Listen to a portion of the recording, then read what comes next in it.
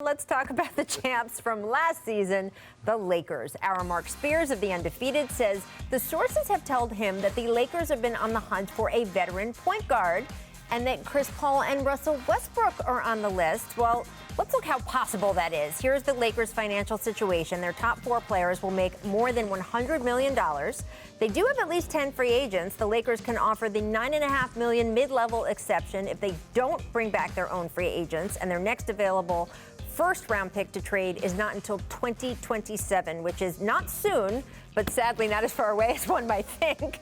Zach, what is a realistic way for the Lakers to upgrade at point guard and transform this roster a little bit?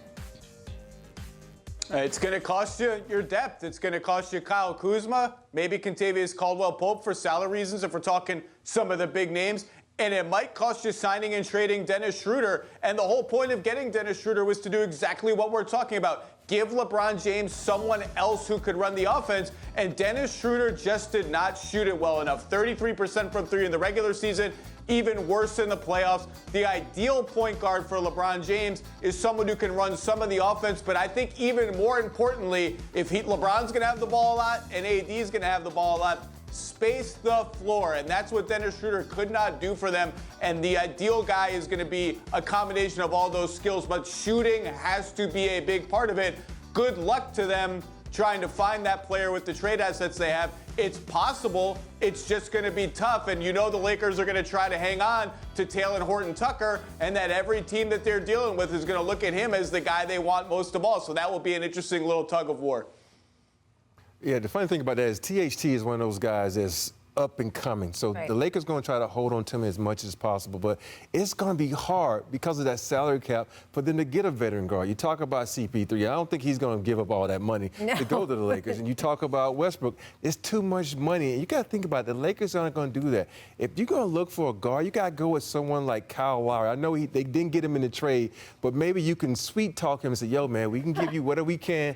Come play for us. Let's win a championship. You know, you only got one, dog. You know, one ring don't really count in NBA. You got to get 2 or more. So come play with us with the Lakers. Even if you can't get him Gordon Dragic. There's so many guards out there that I think you can get. But for me, right now, you need a guy like Kyle Lowry, a dog that's mentally tough, that's going to say, LeBron, get off the ball. I got the ball. And I'm going to bring it down. I'm going to get everybody in a set, and we're going to run this thing and win a championship. So Kyle Lowry is the only guy that I see, or Dragic. Those are top 2 for me if they're going to get anybody. Well, Robert, you know I was singing the Kyle Lowry chorus at the trade deadline and really had wanted the Lakers to do what they needed to do to make that deal because I thought that it would be insurance for what actually happened, which was Anthony Davis gets hurt, which was a big part of why the Lakers' playoff run fell apart. If you had had a steadying presence like Kyle, someone who'd been there before, who is, as you say, a dog and who can shoot, yes, that might have helped them get through maybe an early round or two. Of course, the Suns proved they were a pretty tough opponent as well, so we'll never know for sure.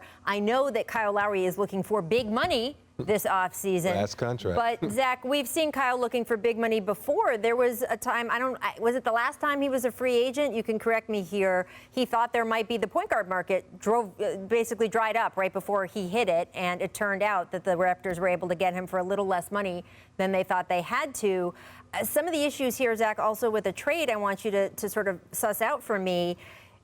The names you mentioned, guys who could go in to sign and trade if the Lakers had to match salary, are those names that a team that has, say, Chris Paul wants to take back for Chris Paul? I mean, isn't that going to be kind of the problem if the Lakers feel that they're not good enough to play on their roster or they're not going to be championship contenders? Isn't that part of the issue here with any sign and trade options?